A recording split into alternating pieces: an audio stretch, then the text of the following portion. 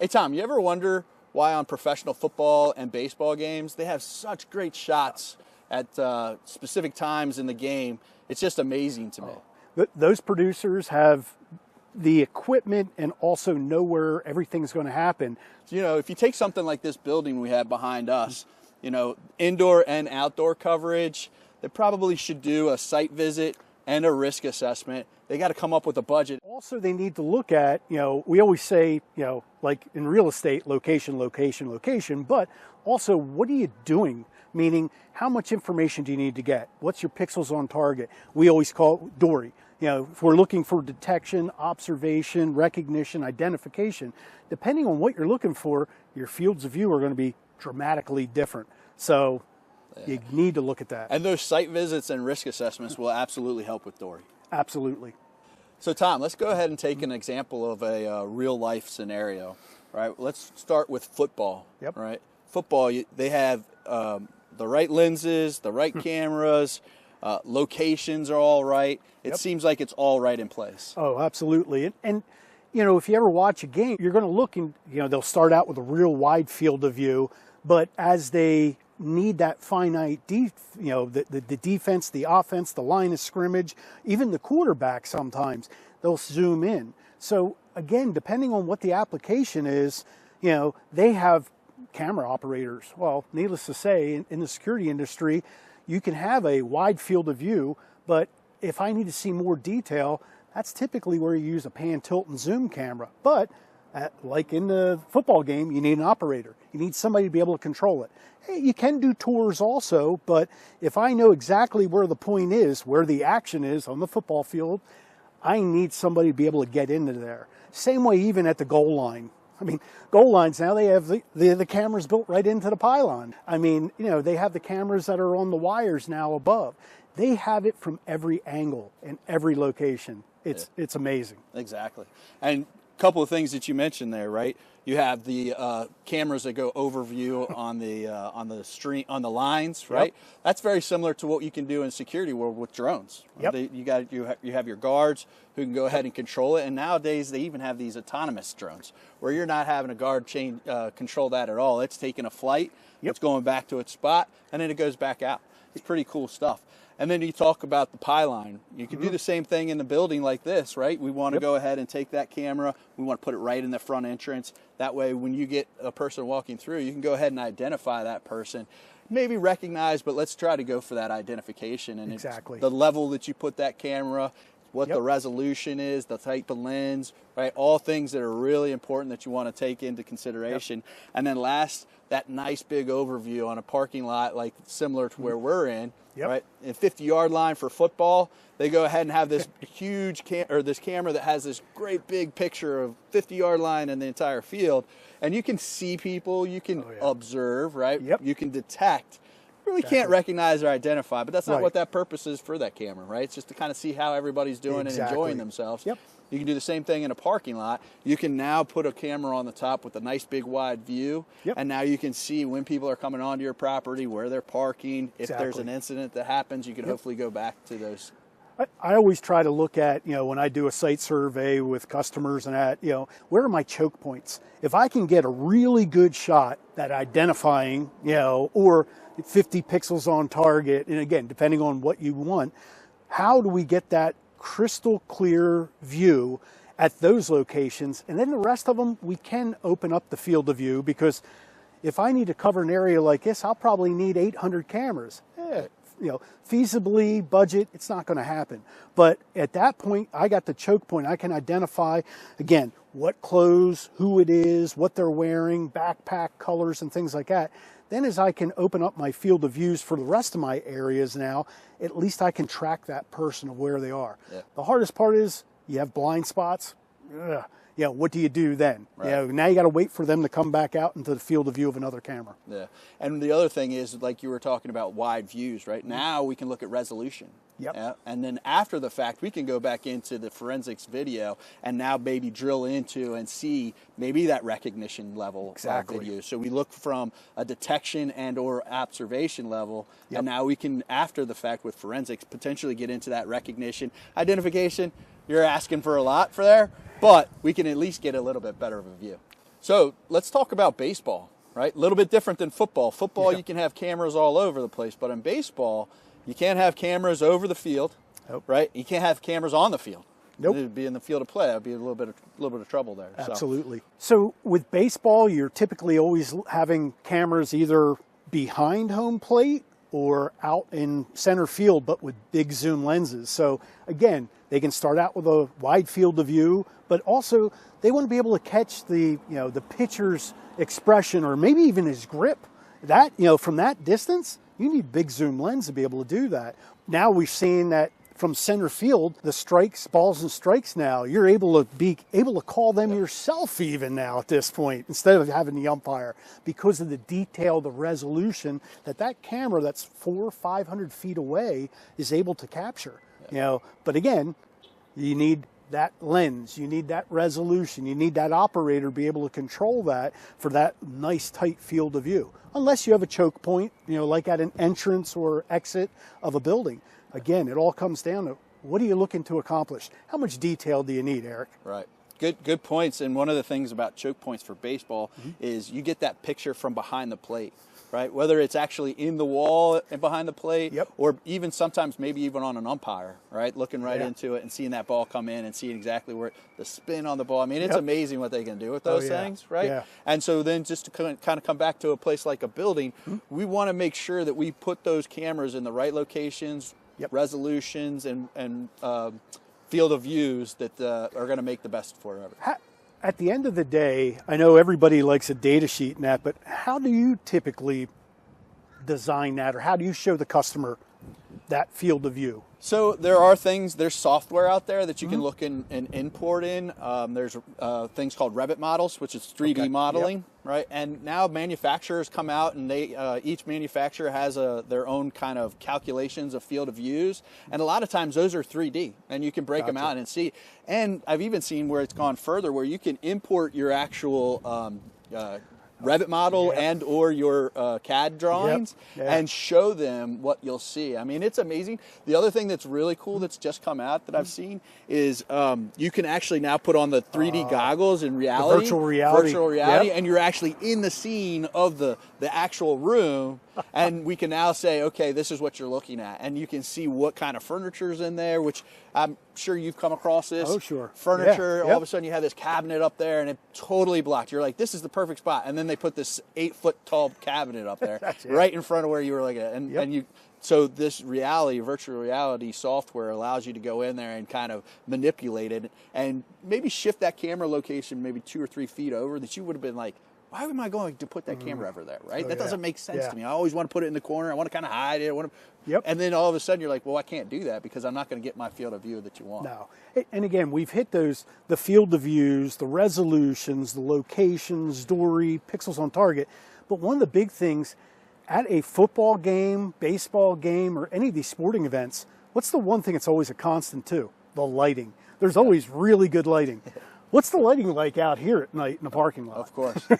Great point. You look at this area, you've got a pretty wide space, not so deep. Do you have a recommendation, or what would you put up in something like this? I mean, always when I go outside, just because we never know unless, again, you're coming out here at night and seeing what the lighting levels are like, I typically would use, a 5 megapixel IR rated camera, just because I'm going to get good detail with IR if it needs to be there, because maybe some lights are burned out, or where you have trees that overgrew the light, maybe the lighting's not the best. So the IR now is going to take care of that if we need additional lighting in certain areas. But again, pan, tilt, and zoom in this environment, I think would be a little bit of an overkill. Number one, they probably don't have a command center where somebody's operating it. Doing a tours are, again, okay, but while it's looking over there, it's missing all this information. The multi-imagers, the panoramic cameras are great environments like this because you're getting a bigger geographic area.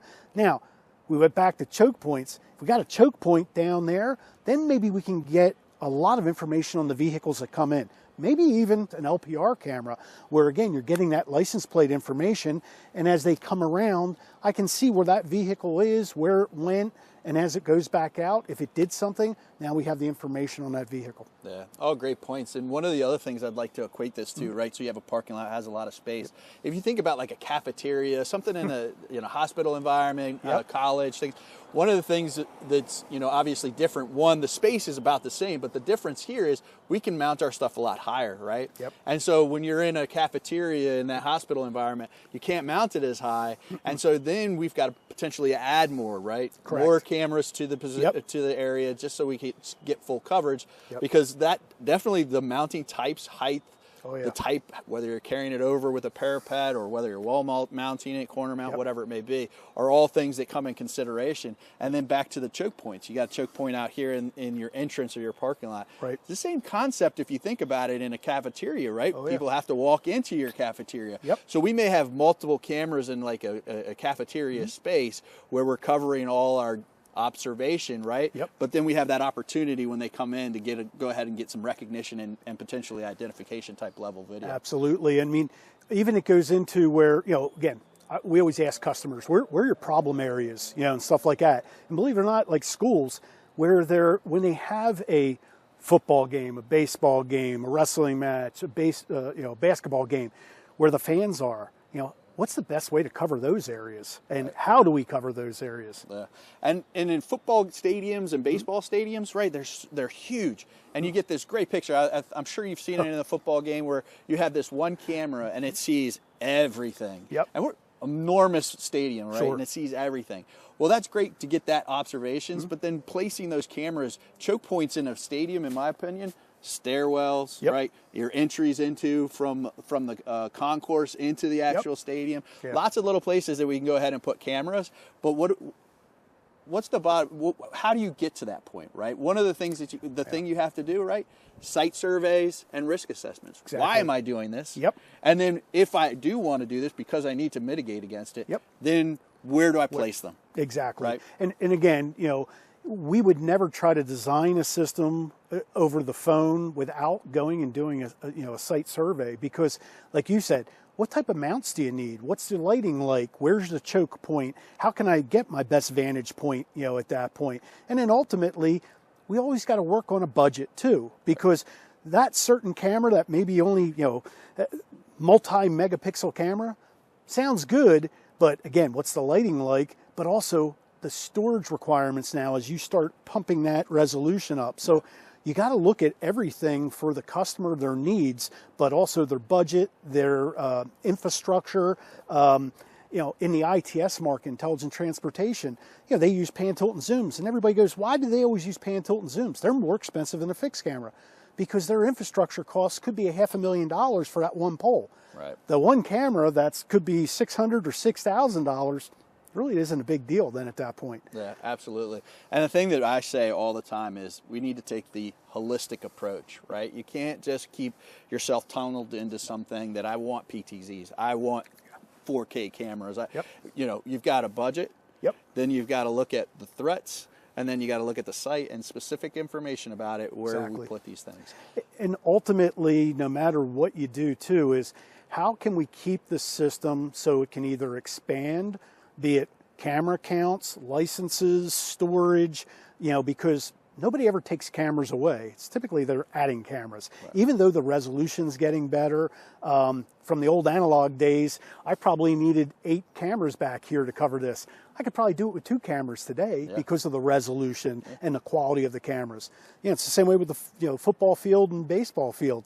The cameras that they're utilizing, they're just amazing technology that's out there. Yeah, and it's always improving, always improving. So one of the things Theseus does, and I know you guys do some stuff too, we do risk assessments. And so, we look at the threat and why. Why do we need to do this, right? And so, it's very important for any kind of project that you're going to do for security is that you always make sure that you're applying for a reason, right? Apply your security for a specific reason. So a lot of times we take that information from a threat, risk and threat assessment. We look at, okay, where are your vulnerabilities? What's your neighbor do? Right. You know, where are you at located centrally from a city standpoint? Are you urban, or you know, and then also what does your company do? You know, that's something that some people don't think about. If, you know, you have something that you do specific that's, you know, kind of more in the limelight of the media and different things like that, you could become more of a target. Absolutely. Versus somebody maybe in this building over here who we don't even know they're here. Right? And so there's things that you want to look at. And so maybe here we wouldn't do as much security versus somebody who's on, you know, maybe a major road. Absolutely. And things like that. So risk assessments are very important. And Theseus does that on a regular basis. And I know you guys do site surveys. Correct. What would you say a site survey looks like? I mean, a site survey is always a critical part because, again, you know, customers typically are always saying, well, you know, what is the equipment that I need? One of the things I love to do is to have an actual camera come out and in the environment show the customer what they're going to get. You guys do something like that? Absolutely. Data sheets are great, but at the same time, what does that do? What's that give me? Okay, it tells you your resolution, tells you this, tells you that. But when you actually see the performance and will it fix your problems or solve your problems, that's the goal. I mean, at the end of the day, you know, what is your problem? And here's something that's going to solve your problem. And again, could be resolution, could be lighting, could be whatever at that point. Let's make sure we get the right piece of equipment to be able to solve that problem. I mean, so many times the customer doesn't really realize, you know, because again, we all hear about resolution, but what do I need? Sometimes they think they need, you know, 12, 20, 30 megapixel, you know, and then when they look at it, they go, oh, that 2, 4, 6 megapixels is more than adequate. Agreed. The other thing is I think is huge is getting it in the environment, right? Yes. And giving it an opportunity to record, see what you're going to get. Because it all can change. It can change on season. It could change by foliage of your trees and your brush and stuff of that nature. So I think that getting demos and getting these cameras out there into the environment and showing what they get. Worst thing that happens is when you tell a customer, hey, this camera can do this. It has a line that you cross and it's going to record. It's going to do all these great, beautiful things because that's what the data sheet tells you. Right. And then you go and put it out there. They spent all this money on it and they don't get what they want. No. They don't get their expectation is here, and unfortunately the camera comes in here. Exactly. So anybody that's involved with that, from the integrator, the consultant, the manufacturer, is going to get a black eye. We want to make sure nobody gets a black eye. The customer gets exactly what they want right up front. You know, when people come to you and they say, hey, I don't even know what this is going to cost. Can you help me at least? You know, again, doing a risk assessment, doing a site survey at least, being able to put together a bill of material, you know, helps and aids them getting funding. And maybe they got to go to different agencies or different departments in their facility to get the funding.